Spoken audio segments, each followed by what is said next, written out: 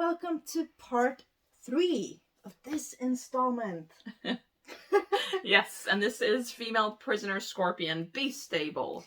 Yes. And this one was released in 1973. Mm-hmm. Still the same director, Shunya Ito, but this time written only by Hiro Matsuda, and also from the manga, I guess based on the manga by Toru Shinohara, called Sasori. Also starring the most beautiful person in the world, Meiko Kaji, along with Mikio Narita, Rei Senri, and Yayoi Watanabe. Yes, so in this one, we have our beloved Matsu. She escapes once again, and she is being, chased by the police, of course, when she meets a prostitute by the name of Yuki. And Yuki, she shelters Matsu, but she also has a very, very dirty secret. She has a brain-damaged brother whom she sleeps with. Yeah, because he can't help himself. So she's basically like his medicine, I guess, or something. Yeah. But you get to know all of this like in the first few minutes of the movie, so it's not like a major spoiler. Yeah. But I mean, this one I think this one has one of the best openings in this series. We have Matsu. She's being chased by this police, and they are in a subway. So she manages to, when the doors open, she manages to squeeze by, and the police officer just manages to get his arm through the doors when they close on him. And because they had handcuffs. Yeah, they have. He handcuffed Matsu, so they are handcuffed together, and she's like, "You know what? I have my knife. I'm good with my knife." And she chops the arm off, and now she's running around, handcuffed with a severed arm. And that is, the first thing that Yuki sees when she meets Matsu. That it almost looks like she's eating the arm. Yeah. Like the first time she sees her, but she's trying to, get it off. But it's a really, clever and funny way to introduce both of them, so to speak.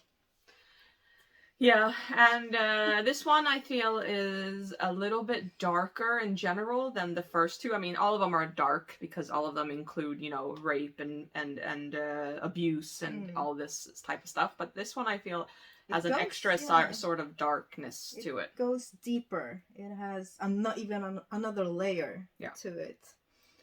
And this one is kind of like centered around the sort of like red light district. With prostitutes and the Yakuza and, corrupt people and so on. So, this focuses even more on corruption and on the Yakuza than the first two. Yeah. Which kind of includes that, but not a lot. Not like this one. No. It really goes and shows a lot of different sides to... Yeah. Yes. Yeah. But yeah, what can you say? I'm trying to think of like things to say. Like it's weird because they're all part of the same series, but they all feel like 3 different movies. Like the first one was very, exploitation prison film, and the second one is very sort of artsy kuroneko, like ghost cat, feel to it.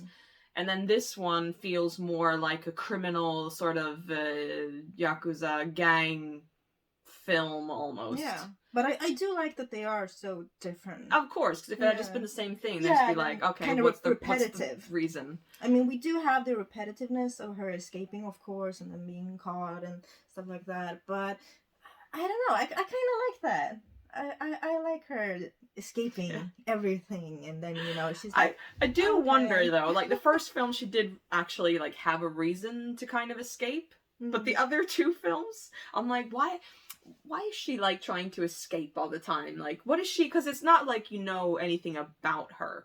Like she doesn't have kids waiting for her or. Family or anything. But you want to be in prison. I mean, you don't want to be in prison, but I feel in like that prison. Yeah, but I feel like. Yeah, maybe that's why. Maybe the prison's bad. Yeah, probably. It's like, prison sucks. Yeah. I want to get out of here. Yeah. I want to wear my cool hat and my cool... Oh, yeah, her outfits, though. I mean, she looks great in the prison dress, but when she has the black coat and her special black hat, it's and just... the gloves, and it's just like, oh. Yeah, very reminiscent of Christina Lindberg's look in Thriller, actually. But I mean, yeah, Matsu she's special. Yeah, she's a is. special character, and still doesn't really talk a lot. Just has that death stare, and yeah, so good. There were a few things like they introduced this one character, and she's like, "Oh, it's you," and you like don't really know who she is, and it's like, "Oh, I kind of wish that person was someone you actually knew from like the previous films or something." Or maybe it was. I just didn't. But I can't. I tried to like look up like who is she? Yeah, but I think that they said that she was with her in prison, but I don't think you actually got to see that. No. But you know, whatever. It's like a small thing. But you know how nitpicky I am about things. I know. Yeah, but there are some really like nasty scenes in this one. And pretty like rough ones, especially for like the 70s. I mean, I know there are a few like rough 70s films, and rape is never like fun. But there are, other than rape, there are some other scenes in this that are really... Yeah, they were. I was like, oh wow, they are really going to go there. Yeah. Okay. So, you know, be ready for that if you're like sensitive or something. I don't know if you're sensitive, you wouldn't be watching us, maybe. But we you know, we like and we can handle different stuff, so you know, it's okay if this is not your cup of tea, so to speak. Yeah. But it's But if you're into these types of movies, then you know, we are at part 3, and so far so good. Yeah. But not maybe this one not as good as supposed to say part 2, but still good. I thought it was the same as part 2. Okay. Yeah. Okay. Not same, but I mean, I felt the same about it. I really liked this, but maybe it was because it took that step closer to the darkness. It made me feel worse than the first 2, and I like that type of thing. I do, however, feel like the whole relationship between the siblings, I didn't really get it, like, because that was the one thing that at the end I was like, but wait, because I thought that they were going to do something more with the whole thing between them. Yeah, and because it was called the Beast Stable, and in the film she refers herself to a beast for sleeping with her brother. She's like, oh yeah, you can call me a beast if you want to. And I thought that would be more important, so to speak. Yuki's character was very important, like, to the story, and I really liked the relationship between her and Sasori, or Matsu. I really, really liked that, like how they sort of like... Yeah, like how Yuki tried to help her and stuff. And saves her when she's like down in the sewers and stuff. And yeah. I just remember her yelling, Sasori! Yeah. Sasori! Yes. But they had a really beautiful, you know, relationship.